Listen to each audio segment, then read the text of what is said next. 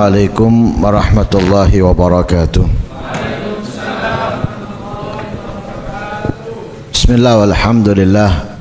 Allahumma ya Allah ya Rabb ya Qadir ya Qawiyu ya Matin, salli ala wa sallim ala abdika wa habibika al-amin Sayyidina Muhammadin wa alihi wa sahbihi wa tabi'in waj'alna fil hudatil muhtadin wa aghith ummatahu waqfihim syarral mu'tadin wal mufsidin waghfir lana ya khairal ghafirin. Nawaina ta'alluma wa ta'lim wa tadhakkura wa tadhkir wa naf'a wal intifa' wal ifadata wal istifadah wal hatha la tamassuki bi kitabillahi wa sunnati rasulihi wa du'a ilal huda wa dilala alal khair ibtigha'a wajhillahi wa mardatihi wa qurbihi wa thawabihi minallahi ta'ala. Qala al-musannif rahimahullah wa nafa'ana bihi wa almikum fid darain amin. Faslun wahdharil ujbah fa innahu minal muhbitat. Qala Rasulullah sallallahu alaihi wasallam al-ujbu ya'kulul hasanat kama ta'kulun narul hatab. Wa qala salawatullah wa salamuhu alaihi thalathun muhlikat syuhun muta'un wa hawan muttaba'un wa ijabul mar'i binafsih.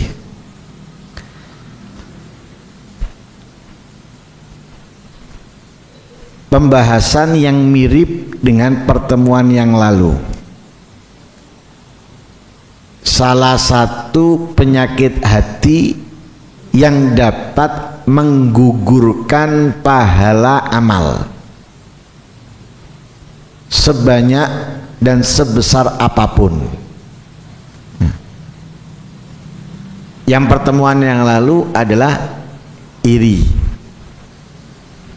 Pertemuan kali ini adalah al-ujub, bangga diri, merasa hebat, merasa punya sesuatu. Ini dapat menggugurkan amal seseorang walaupun amalnya ribuan tahun.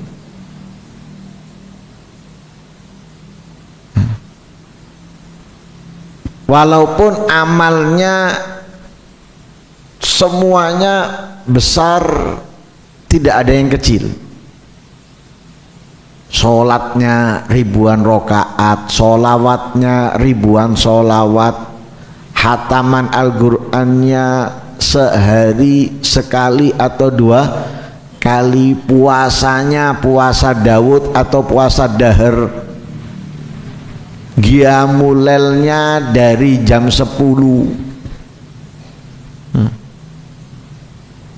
Tapi ketika ada bangga diri di dalam hatinya, maka sebesar apapun amalnya dan sebanyak apapun gugur, tidak berarti, tidak bernilai. Sebagaimana Nabi Shallallahu Alaihi Wasallam beliau bersabda, al-ujbu ya'kulul hasanat. Bangga diri itu dapat memakan al-hasanat, kebaikan-kebaikan, kama ta'kulun naru al-hataba, sebagaimana api melahap atau memakan kayu.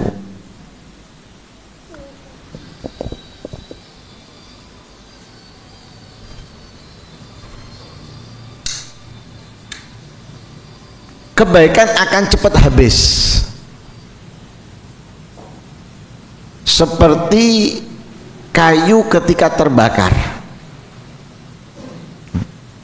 Makanya kayu itu dijadikan bahan bakar karena mudah untuk membakarnya.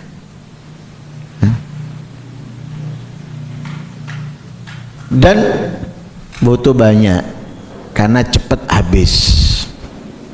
Begitu juga kebaikan kita. Dengan bangga diri akan cepat habis. Dan juga disebutkan oleh Rasulullah di dalam hadisnya yang lain, salasun muhlikat, ada 3 perkara yang dapat menghancurkan seseorang. Tiga perkara itu adalah, yang pertama syuhun muta', kikir yang dituruti, pelit yang diikuti. Jadi dia pelit, ngikuti, nggak mau memaksa diri untuk melawannya atau mengikutinya.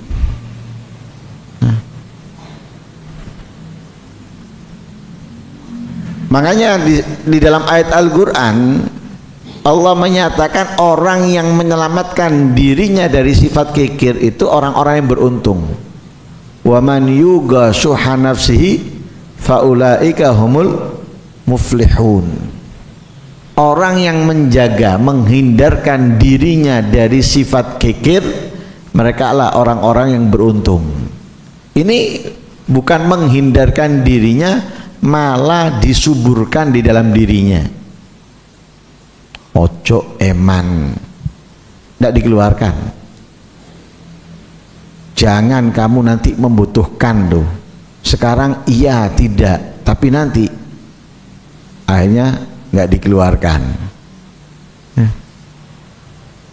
Jadi ada kesempatan mendapatkan sesuatu yang besar, tapi karena di dalam hatinya mencegahnya, menghalanginya untuk mengeluarkan, dia turuti.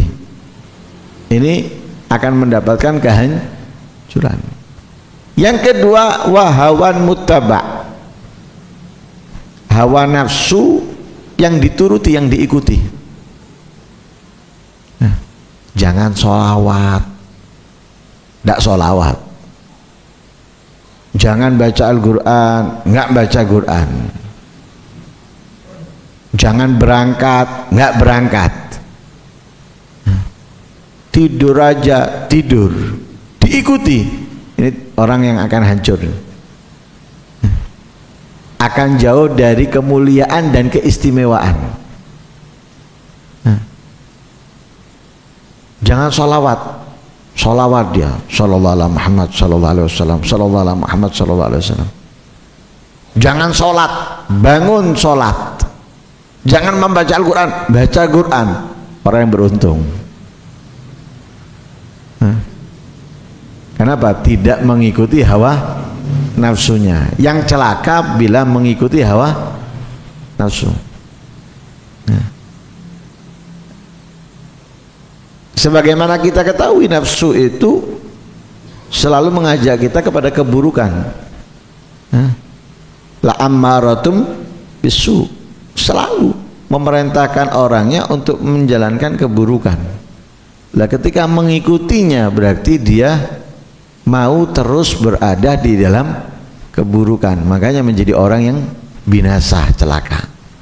Yang ketiga, wa ijabul mar'i binafsi, seseorang bangga dengan dirinya.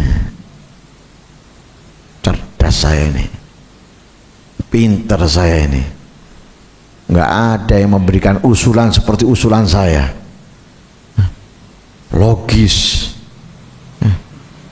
langsung diterima, bangga. Mengerjakan sholat malam, alhamdulillah, sudah lebih baik anak. Saya sudah lebih baik, karena apa? Sudah bangun malam. Sudah membaca Al-Quran, alhamdulillah, sudah mulai saya membaik. Sudah membaca Al-Quran, bangga dengan dirinya sendiri. Ini akan hancur, ini akan binasa. Setan itu membanggakan dirinya, akhirnya diusir oleh Allah, dilaknat sama Allah. Menganggap dirinya lebih hebat, menganggap dirinya lebih membanggakan dirinya. Ibarat orang itu menilai dirinya sendiri. Api ndak Aku segini, aku segini, aku segini. Nilai dirinya sendiri. Kalau misalnya di sekolahan itu yang nilai ujian santrinya sendiri, muridnya sendiri, nah ono sing entuk 50. Nah, semuanya dapat 100. Nah, kenapa? Dia sendiri yang nilai. Nah ini dia menilai dirinya sendiri bahwa apa yang dia lakukan itu bagus, apa yang dia lakukan itu benar, apa yang ia lakukan itu tepat dan yang lain sebagainya. Ini akan hancur. Lah bangga diri itu bagaimana? Bangga diri itu ibarat an-nazarul insan ila nafsi bi'aini ta'zim. Dia melihat dirinya dengan pandangan memiliki keagungan, kemuliaan. Wa ila ma yasduru minha bi'ainil ihsan. Apa yang muncul darinya, apa yang ia lakukan, ya, dianggapnya adalah sebuah kebaikan. Wa anhu nash'al idlal bil amal wa ta'adzum ala nas war ridha an nas. Akhirnya tumbuh dari hatinya atau dari dirinya mengandalkan amal, percaya dengan amalnya. Para aulia mereka itu tidak ada yang percaya dengan amalnya walaupun besar dan banyak. Yang sering kita jadikan contoh Al-Imam Abdullah bin Husain bin Tahir 24 jam terjadwal, tertib dan dijalankan sesuai jadwalnya, sampai benar-benar tidak ada waktu kosong, semuanya terisi dengan kebaikan, ketaatan.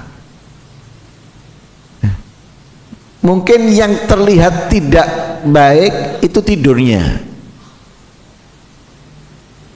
Saya ngomong terlihat tidak baik, tapi orang tidur kalau niatnya adalah qiyamul lail, niatnya istirahat karena nanti mau melakukan ibadah, ini ibadah itu bernilai ibadah.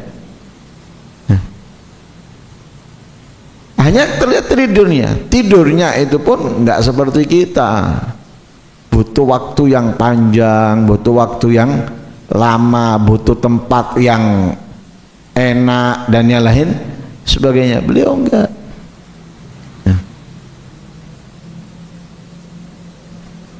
Tidak ada kemudian dari dirinya itu mengandalkan amalnya atau percaya dengan amalnya, tidak ada. Malah beliau mengatakan, ya Rabb, ma makna amal wa kasbunah kullu zalal. Ya Allah, aku nggak punya amalan, semua apa yang aku lakukan penuh dengan kesalahan. Loh, ini nggak mengandalkan amalnya. Lah orang yang bangga diri ujung-ujungnya itu mengandalkan amalnya, percaya dengan amalnya, seperti yang dilakukan oleh Bani Israel ketika diperintahkan oleh Allah untuk dimasukkan surga dengan rahmatnya. Ia menolak, meminta dimasukkan surga dengan amalnya. Dia menganggap apa? Aku sudah ibadah 500 tahun, mengandalkan amalnya, percaya dengan amalnya. Setelah diukur sama Allah, ditimbang dengan kenikmatan yang Allah berikan, dari kenikmatan satu dari banyaknya kenikmatan, bukan dengan banyaknya kenikmatan, dengan satu kenikmatan dari banyaknya kenikmatan, ternyata 500 tahun itu tidak berat sama sekali. Ini merasa hebat dengan amalnya. Nah ini kenapa? Ada bangga diri. Nah itu ujung-ujungnya dari bangga diri ini mengandalkan amalnya, percaya dengan amalnya. Lalu wa ta'adzum 'alan nas, merasa hebat, merasa mulia ketika berada di kalangan manusia. manusia, saya punya amalan ini, saya punya amalan itu, saya melakukan ini, saya melakukan itu, merasa lebih hebat dari yang lainnya. Kemudian waridha anin nafas, dia puas dari dirinya, puas dari dirinya, cukup dengan apa yang sudah dilakukan, nggak ada upaya dari dia untuk meningkatkan lebih tinggi, lebih mulia, lebih istimewa, nggak ada. Kenapa? Sudah puas dengan apa yang sudah dia perbuat. Ini munculnya dari bangga diri. Jadi bangga diri itu seseorang melihat pada dirinya pandangan keagungan, dari kebaikan ada muncul darinya, setiap apa yang dia lakukan itu adalah baik, akhirnya tumbuh merasa bersandar dengan amal, mengandalkan amal, merasa hebat dan puas dengan apa yang sudah ia perbuat. Karena itu Imam Ibn Athaillah beliau mengatakan aslu kulli maksiatin wa ghaflatin wa syahwa ar-ridha anin nafs. Sumbernya semua kemaksiatan, semua kelalaian, semua syahwat itu adalah ar-ridha anin nafs, puas dengan dirinya, merasa puas dengan dirinya. Ini sumbernya semua kemaksiatan, semua kelalaian, semua syahwat. Kenapa kok menjadi sumbernya segala kemaksiatan, kelalaian? Dikatakan waman radhiya an nafsihi amiya an uyubiha. Orang yang ridho akan dirinya itu pasti akan buta dari kesalahan-kesalahannya. Dia nggak akan pernah tahu kesalahannya. Nah, kalau nggak pernah tahu kesalahannya, bagaimana dia memperbaikinya? Bagaimana merubahnya? Orang yang ridho karena atas dirinya, dia akan buta dari segala kesalahannya. Kalau sudah seperti itu, wa mata yuflih man yajal uyuba nafsi. Kapan orang bisa beruntung kalau dia tidak mengetahui segala keburukan yang ada pada dirinya?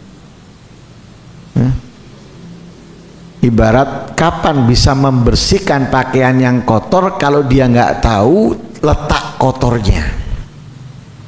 Atau kapan dia bisa memperbaiki mesin yang ia miliki kalau dia nggak tahu letak kerusakannya?